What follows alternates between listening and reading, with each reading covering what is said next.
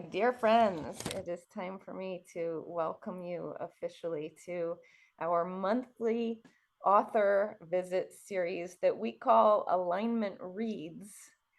And I'm Margaret Somerville, and I'm so delighted to have Imam Jamal Rahman here and for you all to be here to have this opportunity to meet him.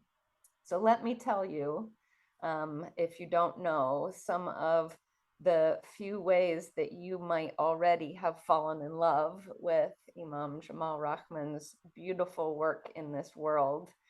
You may know him as the co-founder and the Muslim Sufi minister of the Interfaith Community Sanctuary in Seattle. And you see his beautiful background. That is where he is now.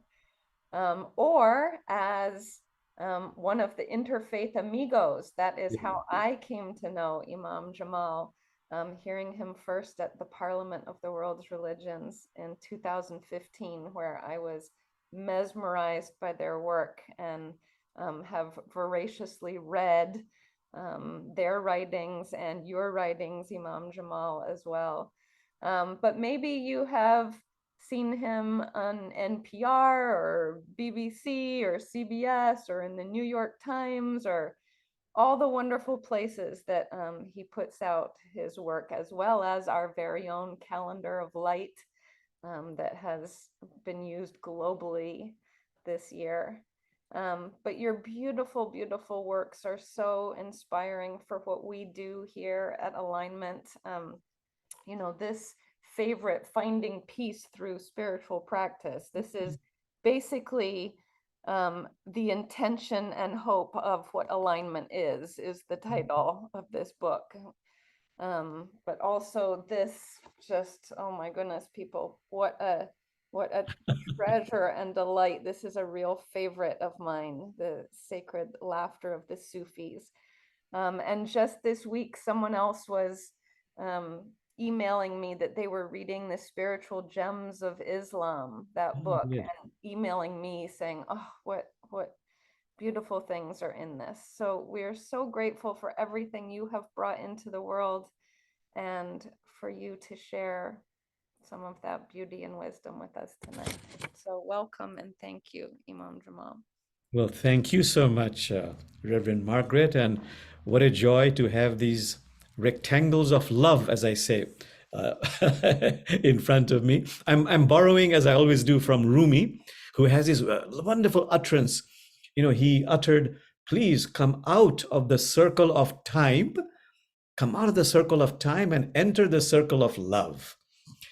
That's what it's all about. So these are the rectangles of love, and I'm grateful you're here. So today I thought I will speak not too long, so enough time for discussion, about the spirituality in Islam.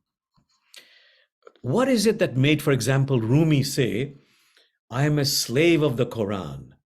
I am dust on the path of Muhammad"? What is it that made this man named Muhammad Shamsuddin from Persia to memorize the entire Quran? You know him as Hafiz, 14th century Hafiz. Hafiz is not his name, that's his title. Hafiz is a title given to someone who memorizes the entire Quran. Another one of my favorite sages is Rabia, the beloved female sage. You know, it's lovely if you Google sometimes, use Uncle Google to find out Rabia, R-A-B-I-A, has wonderful insights, sayings, and she would spend all night meditating on the verses of the Quran. So the reason I'm getting into spirituality of the Quran, not just to tell you how beautiful the Quran is, that's not my intention. I'm saying this because maybe you'll find some technique or some insight that could help you. Doesn't matter what your tradition is. So I'm going to focus on what is called universal verses of the Quran. So the very first topic I want to bring up is, this is called the first principle of Islam. It's Islam itself. What does Islam mean? Islam literally means to surrender in peace. And the question is, what am I surrendering? And the Quran says, you are surrendering your attachment to your ego, so that, as the Quran says, you can bring a heart turned in devotion to God. That is the real meaning of Islam. It doesn't mean Muslims are practicing that. It doesn't mean non-Muslims are practicing that. But that's the meaning of Islam, to surrender in peace. To surrender in peace your attachment to your ego, so that, and I'm quoting the Quran, you can bring a heart turned in devotion to God. So the Quran suggests, the spiritual part of Quran suggests that life really begins when one becomes a seeker.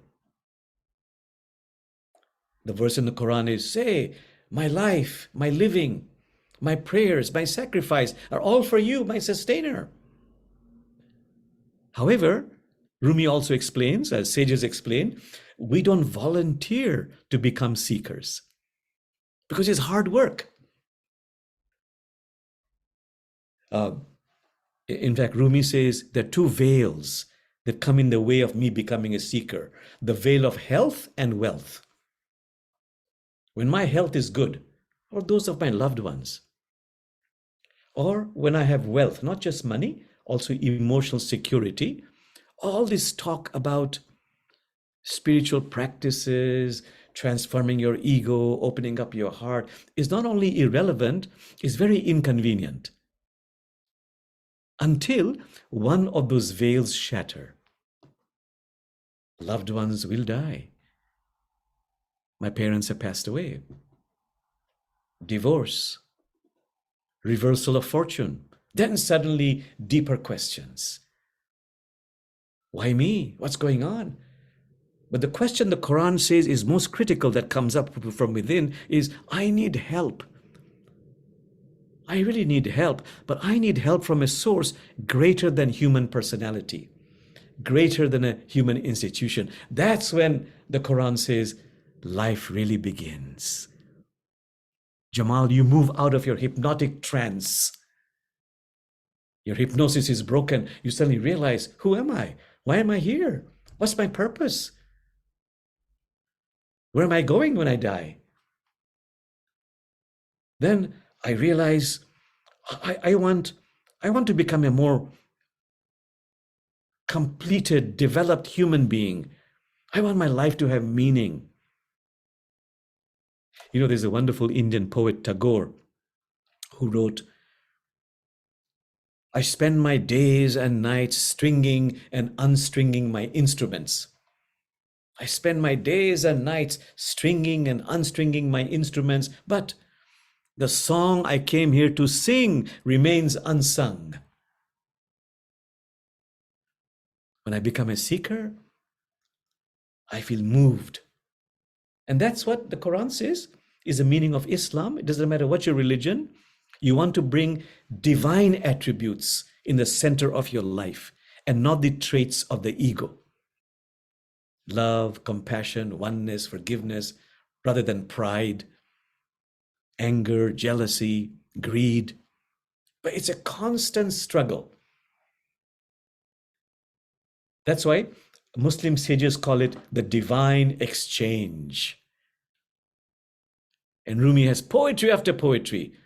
Jamal, where will you find a customer like God who pays in gold, who accepts your counterfeit coins, who buys you a dirty, shabby bag of goods, who takes a few teardrops and gives a spiritual spring so delicious that even sugar is jealous of its sweetness. So every day, I'm engaged in this work of Islam. I'm making choices. Prophet Muhammad, peace be upon him, he said, Jamal, every day, because you have free will, because it's a world of duality, world of opposites, every hour, every day, every week, every month, every year, I'm making choices that either ennoble, enrich my soul, or it diminishes my soul. So from this, what practice can I derive? A very common one, meaning I repeat it all the time, is this wonderful Eastern saying, whosever approval you seek, you become their prisoner. It's a law of the created world. Whosever approval you seek, you become their prisoner. If I really understand that, then the Sufi or the Islamic mystical rejoinder is, therefore choose your jailers with care and deliberation. Whosever approval you seek, you become their prisoner. Therefore, choose your jailers with care and deliberation. Make the divine exchange. And it's a constant struggle. As I'm speaking right now, am I coming from my higher self or from my ego? Am I trying to impress you? That's okay. Or am I saying these things because I really have a passion, I really yearn to share this with you?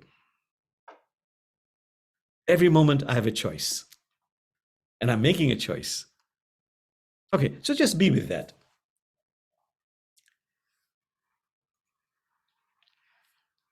The second principle of Islam is Iman, or having faith. I'd like you to think about that wonderful definition by Islamic mystics. Doesn't matter what your tradition, that real faith is moving from borrowed certainty to an inner knowing. Real faith is about moving over a lifetime from quote unquote borrowed certainty to inner knowing. It takes a lot of work.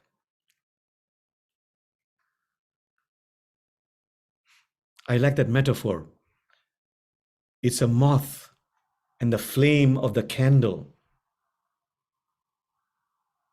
The radiance of the flame of the candle is so luminous, symbolizes divinity. And the moth, in the first stage of faith, hears, there is a flame of the candle. That's hearsay. But that's not faith. That's hearsay. Then the moth wanders and sees with his or her own eyes, its eyes, oh, the flame does exist. That's the second stage. Then the moth comes closer and closer to the flame and experiences, quote unquote, what Hafiz calls the glow of presence. That's the third stage. And that's where the mystics say, now you have faith because you have experienced the glow of presence. You have moved from hearsay to witnessing to experiencing.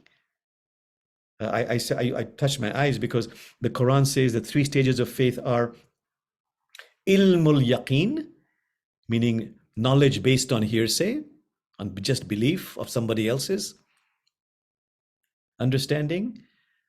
Second stage is ayn. Ayn means eyes. Aynul yaqeen, belief based on witnessing. Third one is haqq al yaqeen. Haqq means truth.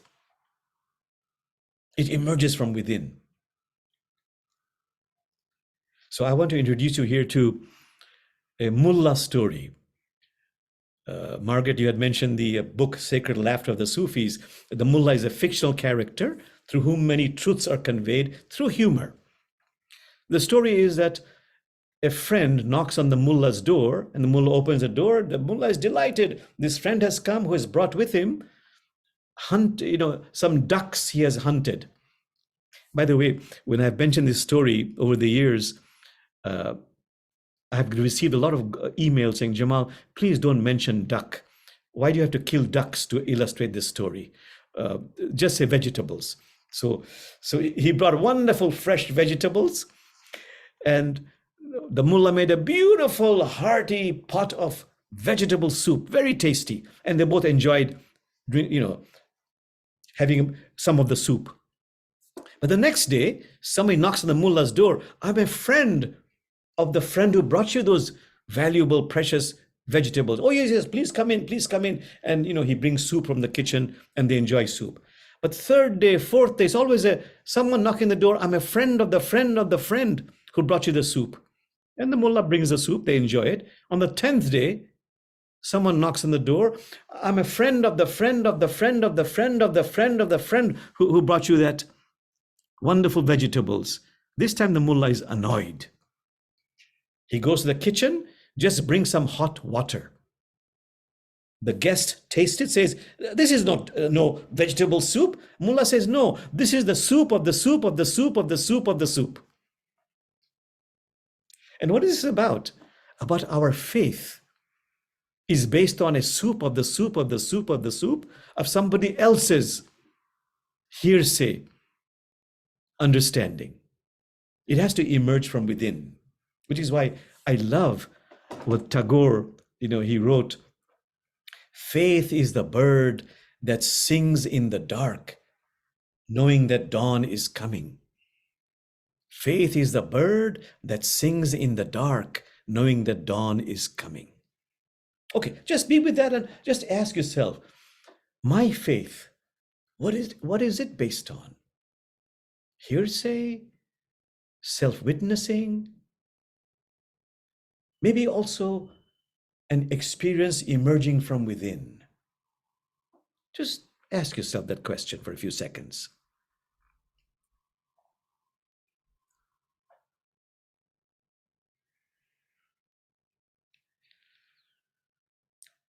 Okay, the third principle of Islam is called ihsan, meaning it's derived from beauty. Make yourself beautiful. This is why Jamal, why are you on planet Earth? No one really knows. But if you study religions, two main reasons. One is to evolve into the fullness of my being, to become more developed, more complete as a human being, to become more Christ-like, Buddha-like, Elohim-like, Allah-like, Krishna-like. A lot of work. And the second reason I'm here, the traditions say, I'm here to be of service to God's creation, to take care of God's creation, to do righteous deeds. So the third principle of Islam is do this work of moving from your ego closer and closer to your higher self, to your divine spark. Rumi summarizes this work by saying, marry your soul, S-O-U-L, marry your soul, that wedding is the way. Every hour, every day, every week, every month, can I bring the attributes of my ego closer and closer to my higher self? Marry your soul, that wedding is the way. And so from the verses of the Quran, Islamic mystics have said, and this is in every tradition, that one way of doing this work is I've got to transform my ego from a commanding master into a personal assistant.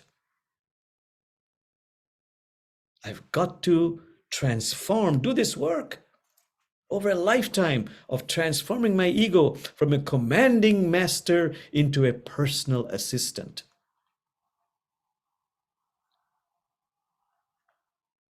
How? Many ways. Compassionate self-witnessing. Prophet Muhammad said, compassionately, get to know yourself.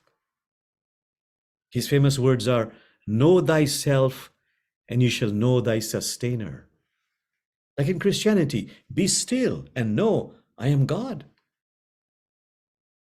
And Prophet Muhammad said, die before you die. Die to all that is false within you before you die a physical death. So let me bring the mullah in here. one way of really going beyond my personality, which is nothing more than a bundle of conditioned reactions to life's circumstances. I just quoted the Buddha. He was asked, what is a personality? He said, it is nothing more than a bundle of conditioned reactions to life's circumstances. I am that, but I am also my divine spark, my Buddha nature, Elohim nature, Christ nature. I've got to do the work of coming closer and closer to my divine spark. And one way is by shining the light of compassionate awareness. And that light of compassionate awareness, that radiance will diminish my shadows. That is why mullah stories, when I was young, I was given mullah stories to meditate on. Margaret, you mentioned Interfaith Amigos. In all our travels, the most popular story has been the one of the cheese sandwich. The mullah goes to work. Lunchtime opens his lunch pail box. What does he find? A cheese sandwich. Second day, third day, fourth day, it's always a lousy cheese sandwich. 10th day, I'm getting sick and tired of this lousy cheese sandwich. His puzzled co-workers say, Mullah, why don't you ask your wife to make you a different kind of sandwich? I'm not married. Who makes them? I do. Story of our lives. We blame this, we blame that, this, that, forgetting I'm contributing to it. Or the one about excuses. Someone knocks on the mullah's door wanting to borrow his donkey, which is done in that part of the world. The mullah doesn't want to give the donkey. He lies, makes up an excuse. Oh, brother, if only you had come 5 minutes ago. I just lent it to my neighbor, to this friend who came.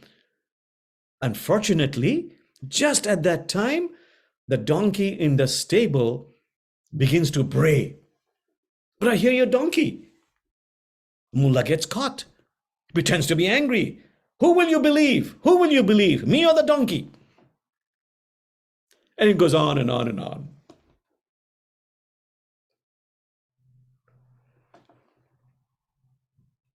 My favorite one, it's about eccentricities. The mullah, every night he's dreaming, he is wrestling with donkeys.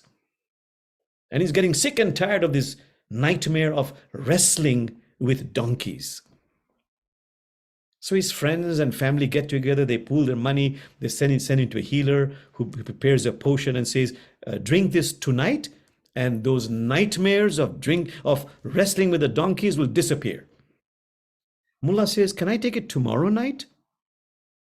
And the healer says, why not tonight? He says, because tonight I'm scheduled to participate in the finals of the wrestling match.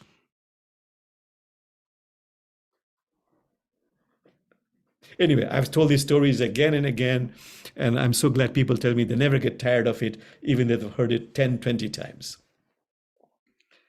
So transforming the ego is critical, but the Quran says that's not enough. You've got to do 2 more things to become more developed as a human being. You've got to purify your heart. And the Quran says, when you have a negative thought, evil thought, you do something terrible, it creates a rust on the heart. You've got to remove that rust. And the Prophet Muhammad said, for every rust, there is a polish. And the polish for the rust of the heart is remembrance of God, meaning divine attributes like patience, love, compassion, forgiveness, to polish the heart. Rumi says, Jamal, what can you offer God? The only thing you can offer God is a polished heart, so that the face of Allah is reflected in that. Which is why Rumi has this verse, Jamal, if you get irritated by every rub, how will the mirror of your heart ever be polished? If you get irritated by every rub, how will the mirror of your heart ever be polished?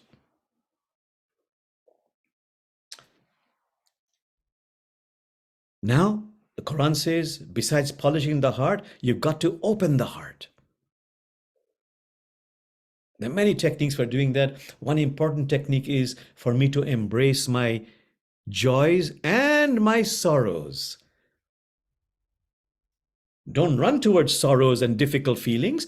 Just don't run away from them. They're bound to happen. It's inevitable.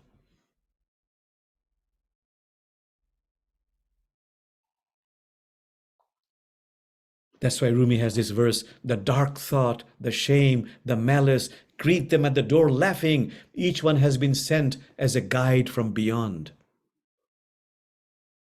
But those famous words, don't run towards pain and suffering, just don't run away from them. I like the words of Carl Jung, who studied many Eastern traditions. Jamal, for once in your life, will you have the courage and the grace to kiss the demons and dragons within you?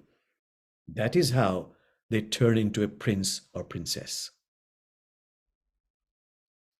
So just be with that. I teach a whole class on becoming aware through compassionate witnessing, self-witnessing, shining the light of compassionate awareness on my ego traits with gratitude. Also, shining the light of compassionate awareness on the divine traits that are flowing through me. Maybe I spoke the truth, even though it was inconvenient. To be grateful for that and to make a prayer, oh God, may this flourish within me. So I'll be quiet here just for a few seconds. Ask yourself, what are my ego traits that I need to work on? It's just a part of my personality. My pride. See, Prophet Muhammad was asked, please name some ego traits. He said, pride, arrogance, greed, jealousy, and uncontrolled anger. Righteous anger is good, but uncontrolled anger is going to consume you. Then ask myself, what are my divine attributes I have been able to engage in today? I do this every night. I always carry a piece of paper in my pocket. Every time an ego trait comes up, I write it down. Every time I've done something good through a divine trait, I write it down. And every evening I look at it, I shine the light of awareness on it, allowing the light of awareness to diminish my shadows. And like the sun shining on the plant, as it shines on my divine trait with gratitude, I pray it flourishes it. So just be with that for a few moments. Getting to know oneself is critical. In Islamic mysticism, they say that's probably one of the most important work, to have a relationship with oneself. So just be with that for a few moments.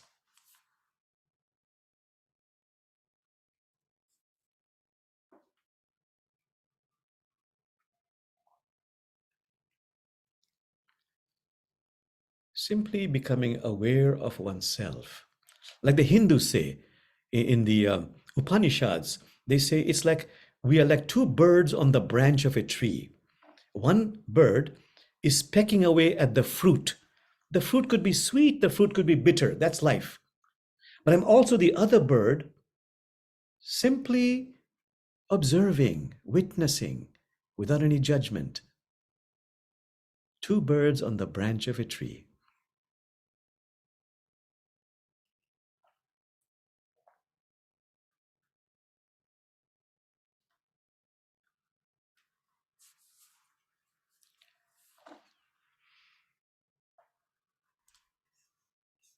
Just a few more seconds. Okay, I'll just speak for 10 more minutes, then we'll go, let's have an interaction. So in Islam, we have 3 principles, 5 pillars. Like if you study Buddhism, 4 noble truths, 8-fold path. So very quickly, what are the 5 pillars? The first pillar has 2 parts. The first part is La ilaha illallah. There is no God but God. meaning it's all one. If you read the Quran, a lot of Allah, Allah, Allah, Allah. So let me give you some verses of the Quran. One verse in the Quran says, if all the trees in this universe became pens, and all the 7 oceans became ink, and you began to write out the mystery of God, the oceans were depleted, and again you began to write out the mysteries of God, you wouldn't come close to describing a fraction of the fraction of the fraction of God's mysteries. When Rumi read this, a trance, and his famous words, which I love, he says about God, about the invisible world, sell your cleverness and buy bewilderment. Sell your cleverness and buy bewilderment. I like the Zen saying, trying to understand the invisible world is like using a bamboo stick to measure the depth of the ocean. It's not possible. So the question here is, why do we fight about our definition of God? None of us know.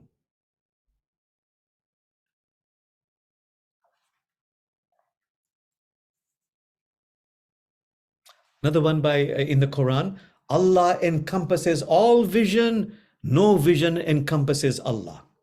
I repeat, Allah encompasses all vision, no vision encompasses Allah. And what does Rumi utter when he reads this? He utters, the lover visible, the beloved invisible, the lover visible, the beloved invisible. Whose crazy idea was this? Whose crazy idea was this? Okay, let's take one more. In the Quran, it says, Allah is closer to you than your jugular vein. Allah is closer to you than your jugular vein. I love the story of that beloved female sage, Rabia. When she was walking the streets of Basra, she saw this wonderful spiritual teacher with his adoring students. And he was telling the students, Allah is so compassionate. Allah is so loving. All you have to do is keep knocking on Allah's door. Keep on knocking, knocking, knocking on Allah's door. And one day, because Allah is so compassionate, the door will open. And Rabia said, oh brother, when was the door ever closed? When was the door ever closed? And the teacher stands up and bows to her.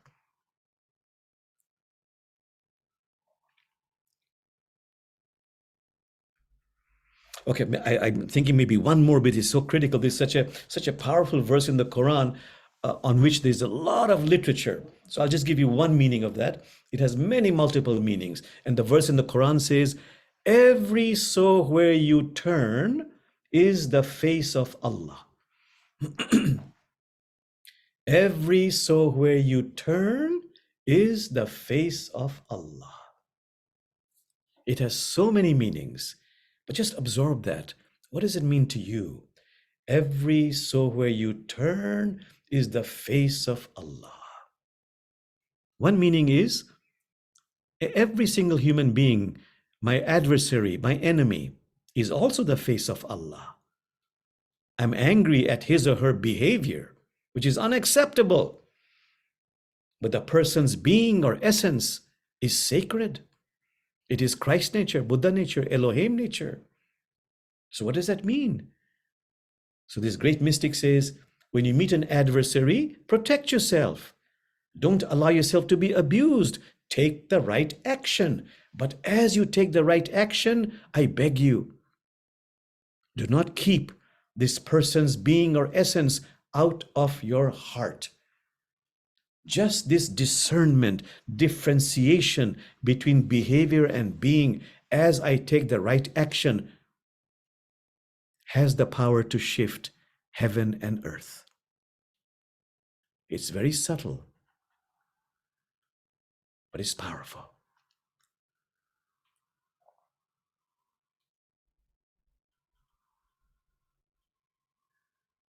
Okay, let me move on. As I promised to finish fast, so I have some notes here. I'll skip over some of those things. The second pillar in Islam is prayer. You've seen Muslims pray. They go like this, like this. They stand up. They prostrate. This is done in a vision the Prophet Muhammad had of angels. He witnessed angels going like this, bowing and prostrating. And all the Muslims are doing is they're praising God. When every movement has a meaning. For now, as I stand in the presence of God, I'm putting the world behind me. I'm touching my ears. I'm really listening to you, God. And I'm saying things that amount to praising God and thanking God. I bow. I'm letting go of my ego. I stand up. That's what remains of me as I let go of my ego. As I prostrate, again, I let go of my ego. As I sit up, that's what remains of me as I let go of my ego. I end by saying, peace and greetings be upon you, right side. Peace and greetings be upon you, left side. Who am I addressing? Angels. The Quran says angels rush in places of sacredness. Very quickly, a very famous mullah story, allegorical. The mullah is in jail for life, thinking he's imprisoned unjustly. But he's happy now. Why is he happy? He has heard that his teacher, Sheikh, has permission to visit him. But why is he happy? He's quite sure the teacher will slip in a key or a weapon to escape. The teacher comes, kisses him here, kisses him there, but just gives him a prayer rug. A lousy prayer rug, thinks the mullah. What good does it do for me? I'm in prison, in jail. He says, thank you, doesn't mean it. The teacher goes away. He has time on his hand. He spreads out the prayer rug, begins his prayer. Oh God, you're the greatest of the greatest. I'm going to submit my ego to you. He does this mechanically. Doesn't mean any of those words he's saying. But as the days and weeks and months go by, he realizes there's a design of an escape route in the prayer rug. There's a design in the prayer rug of an escape route from the prison. This is used to illustrate the power, the beauty, the majesty of prayer. That's why it is said, one prostration of prayer to God liberates you from 1,000 prostrations to your ego. One prostration of prayer to God liberates you from 1,000 prostrations to your ego.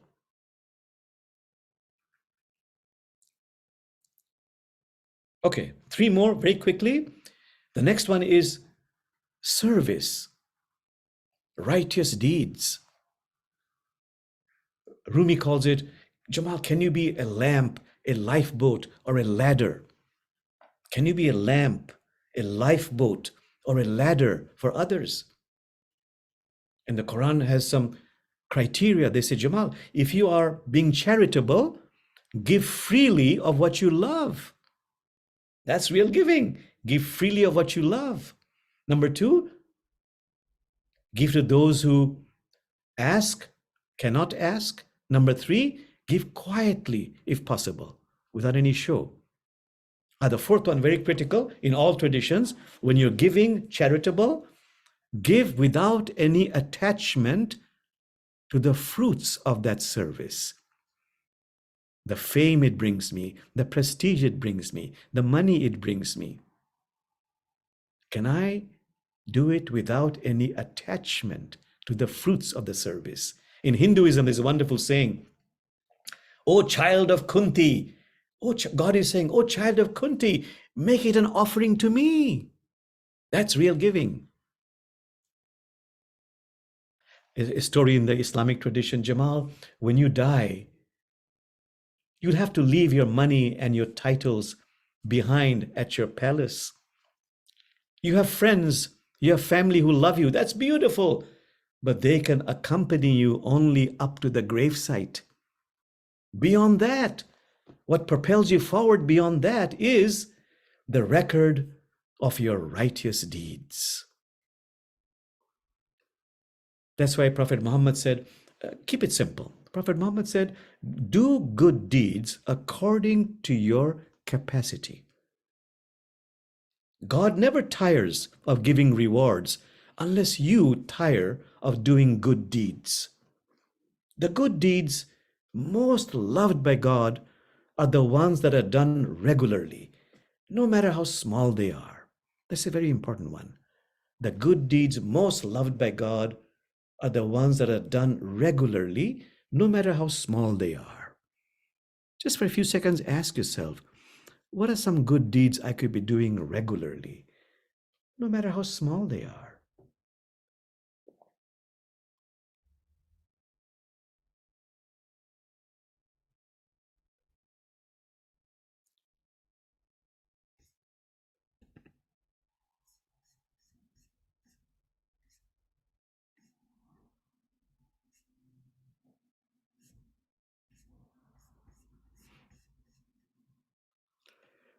Okay, two more. I'll just spend half a minute on each of them.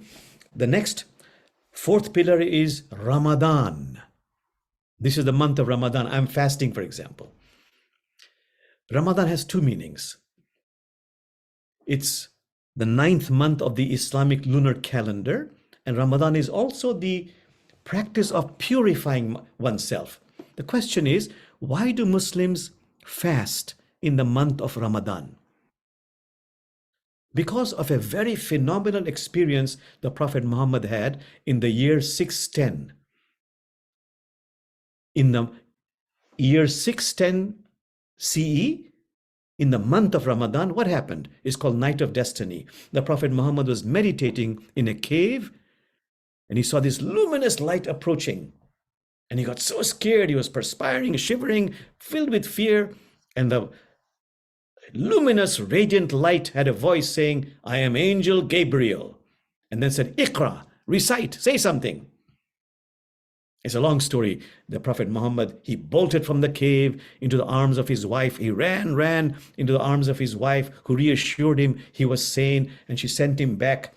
That's her divine feminine wisdom. And once again, that light approached. Once again, that command. And this time, the Prophet, he was Muhammad, not a prophet at that time. He felt a tremendous squeezing from up and from this way. He was exhausted and words came out of his mouth, which was seared into his soul. Those are the first words of the Quran. This happened for 23 years. And the collection of that is the Quran. In Christianity, the miracle of Christianity is that Jesus is the Son of God. The miracle in Islam is the Quran, whether you like it or not. Everybody agrees, every scholar agrees, every literary scholar of Arabic agrees that there is no body of Arabic literature that comes even remotely close to the beauty, the rhythm, the juxtaposition of words in the Quran.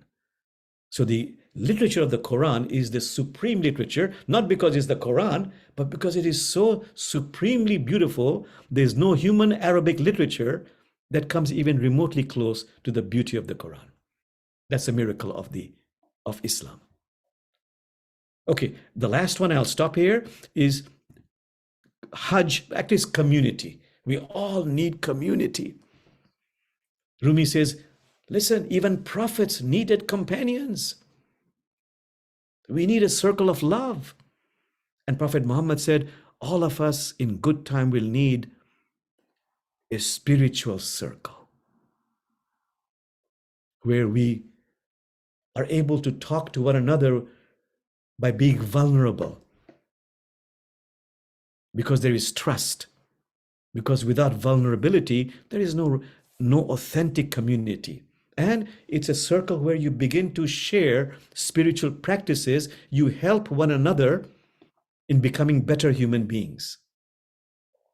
That's what Prophet Muhammad said, your spiritual practices are only as good as those of your closest friends. Your spiritual practices are only as good as those of your closest friends. Therefore, said the Prophet, choose your closest friends wisely. Okay, as I always, I had so much more to say, but I will just keep quiet now, and let's see if you have any questions in the chat. Let's Oh, see. my goodness, so much. Oh, thank you. So, So Margaret, you can tell me if any questions from anybody. Or does anybody have questions or comments that I can answer? Or not just me. and The please feel free to unmute if you are would like to ask a question in person here, or to put into the chat. But if you are like I am right now, you are soaking in all of this. well, thank you. Just Thank you. every time you say just one more, I feel like, yes, just 10 more, just 20 more. The You are stories, very gracious, Margaret. I thank you for that. Thank oh you. goodness, the stories are are such gems, as the title of one of your books is, that just really spiritual gems. And you are such a witness to, I think maybe, everybody who is here in an interfaith context, but you're such a witness to how you can be so deeply faithful to your own tradition and so beautifully loving and honoring of other traditions at the same time. And to be in interfaith work does not mean we're trying to make all of the traditions one. Absolutely. Yes, yes. It You're just we celebrate them. We celebrate them. Ah, By the way, it reminds me of a Rumi poem, who in the 13th century had this outburst. He went into a trance. He said, "What is praised is one. What is praised is one. So the praise is also one. So many jugs being poured into a huge basin. So many jugs being poured into a huge basin. All these religions, all these songs, they're really just one song. All these religions, all these songs, they're really just one song." And his last line is, "The differences are just illusion and vanity. The differences are just illusion and vanity."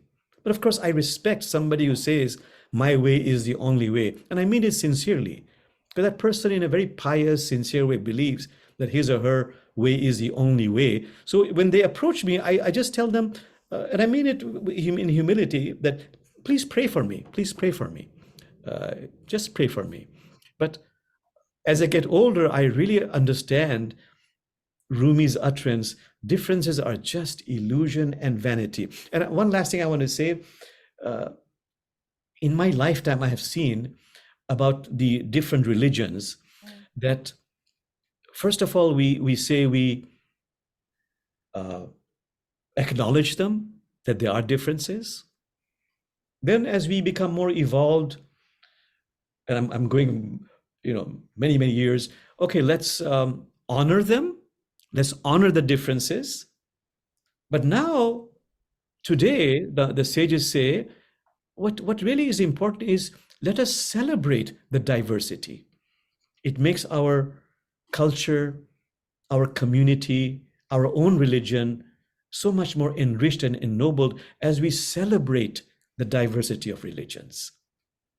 yeah. Anyway, I actually realize this is not my time to sermonize. I'm here to listen. We have a question here from Ah, Kathy and Max.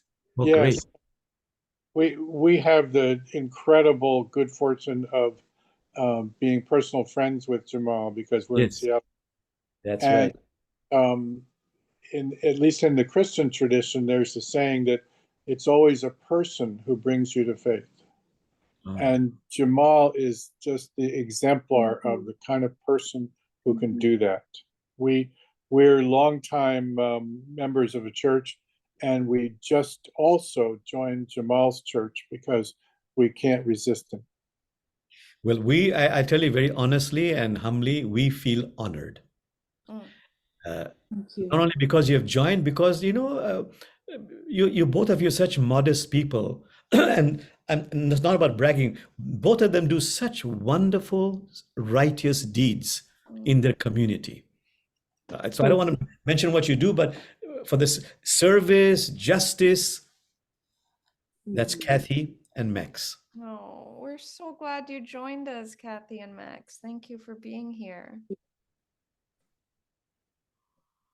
Is there anyone else who would like to? Oh, here's somebody, Barbara. Let's see. I didn't quite get that. Let's see. Barbara, I feel a risk to say this, Jamal, but I feel so much love for you. Ah, Only through your words tonight. Thank you for this experience of the holy. please don't stop saying that. Keep saying you love me. I feel so ennobled, enriched, and privileged by your love. Thank you. Thank you. Beautiful. And the question is, my God, Rumi talks a lot about this. We have no idea what love is. In fact, Rumi says, when I came to love, I was ashamed of all that I said about love. In one of his poetry, I remember he utters, there is no need to seek love. Hold on, Rumi says, there's no need to seek love. Just become aware, Jamal, of the obstacles and inhibitions you have put on the path of love. There is no need to seek love. Your being is love. There's no need to seek love. Just become aware of the obstacles, of the inhibitions you have put on the path of love. Just as it reminds me of that Zen saying about truth. The Zen saying is, there's no need to seek the truth. Simply, Jamal, stop cherishing opinions and judgments. Simply stop cherishing opinions and judgments. The truth appears by itself. Molly, we welcome you to share something. Thank you, Margaret. And thank you so much, Imam Jamal, for being here with us tonight. I was furiously writing down lots of the wonderful quotes and the scripture that you quoted tonight. I want to go back to the beginning of what you shared, or near the beginning, about Rumi's idea that the veils of health and wealth prevent us from becoming seekers. And then you mentioned the guest house later on, and that's a poem that I use a lot with people who are grieving. I'm a therapist with people who have experienced death of someone close to them. And, I use that poem when people are, I think, ready for it. You can't use that poem necessarily with someone who's just had the loss. They don't want to welcome in all their different emotions quite yet, or they might be resistant to that idea. That it seems kind of radical, the idea of welcoming them and entertaining them all, welcoming all experiences. Yes. And it connects with the idea of health and wealth being those veils, because often until there is some kind of loss, be it through death or a different kind of loss like divorce or some other kind of major ending in life, how do you think we can help guide people to let those veils down before there is such a major cataclysmic event? Or is there a way to do that? Thank you. Sure. There's a technique in Islam, Islamic mysticism, called sacred holding. This is a way to deal with my difficult feelings, whether it's sadness, despair, anger, hate. The mystics say all these difficult feelings coming up, welcome them in the sense that they're giving you an opportunity to become more complete as a human being. But only if I acknowledge them, I heal them, and I integrate them. So sacred holding means, I'm angry. How do I know I'm angry? I feel a sensation in a part of my body. So locate that.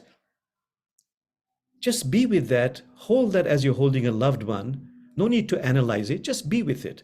Then breathe through it. And there's some other techniques that go. And that begins to integrate my difficult feeling. My anger becomes transformed into a greater inner vigor. My sadness into empathy. So to people, my friends, I say, in preparation for the loss of a loved one, every time you experience a loss, could be loss of a job, a big one like loss of a friendship, do the techniques of not pushing away that difficult feeling. Do sacred holding to acknowledge it, bring it into you, heal it, and integrate it. So if they do this as often as possible with all the losses we feel, all the sadness we feel, for anything, somebody came late or whatever the reason might be, then when a big loss happens, I'm better able to cope with it. I'm not overwhelmed by it. And of course, even if I am, I really try to build for that person community. Because what really will help are people who can truly be a friend and be with you. By the way, I always like to mention that I woke up when my parents died. First, my mother died, and then my father, because they were so bonded as a couple, he died of a heart attack, but really he died of a broken heart. And I remember that poem I had always read by Hafiz, something missing in my heart tonight has made my eyes so soft, my voice so tender, my need for God absolutely clear.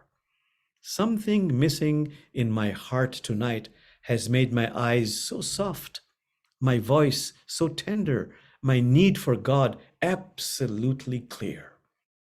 So I don't know if I answered your question, but basically I help my friends and myself to deal with all the small losses in life in preparation for the big loss, which is inevitable, loss of my parents, for example, or loss of a spouse, or loss of a dear friend.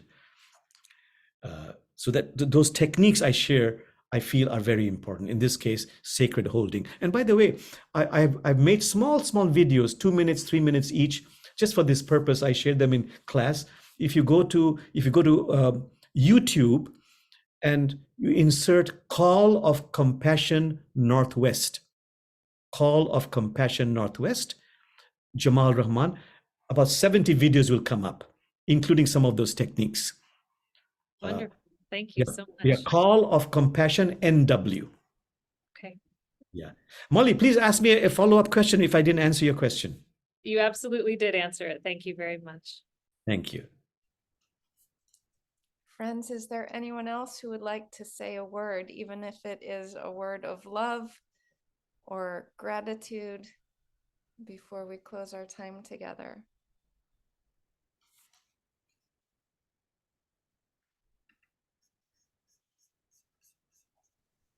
This is Sandy. I put in the chat while you were talking about love Yes. and looking for love. I wrote to you that I love you. I didn't send that to everyone. I sent it to you, but everyone can know that I love you and I thank you. You are inspiring. And Molly, I hope you will share your notes, because if I take notes, I'm not really listening, and I'm like, woo, I'm on overload. And I want to save and savor your stories, your lessons. Thank you, Sandy. And Sandy, I love you too. And I'm very grateful for your open heart. I am grateful for yours as well. Thank you. Thank you so much. Thank you. And Imam Jamal, we have people who, I think I emailed this to you before, but we have people who want to continue the conversation beyond the time that we have our wonderful guests with us. So we are going to be meeting, and I'm saying this to all of you who are here tonight, we are going to be meeting on Saturday for some informal discussion, just to continue talking about what we have felt in our hearts tonight as these gifts from you. So you all are welcome to join that. We will go into breakout rooms to have more intimate conversation. Many of the people who will be joining that conversation are in other countries, in the UK, in the Netherlands, in farther afield. And so they are going to be watching this video tonight because they're asleep right now. But they'll be joining us for conversation on Saturday after they watch this recording. So I hope that you all will come back to that conversation on Saturday as well. And then on April 7th, Imam Jamal is going to lead one of our Sunday evening contemplative sessions for us in follow up to this. And we are just so deeply, deeply grateful for your stories, I am your love and your wisdom and everything you're willing to share with us. Thank you so much. You know, I'll just end by saying, I always say this always because I mean it. The Prophet Muhammad said the character of a wali means friend of God, is based on nothing more than graciousness and generosity. Graciousness and generosity. All of you have been so gracious, so generous. You're all friends of God. I'm honored and delighted to be connected to these rectangles of love. Thank you, my friends. Oh, thank you so much. Peace to you God all. bless. Thank you for being here. God bless. Imam Bye-bye. Jamal. Thank you. So much Bye-bye. love. Bye-bye.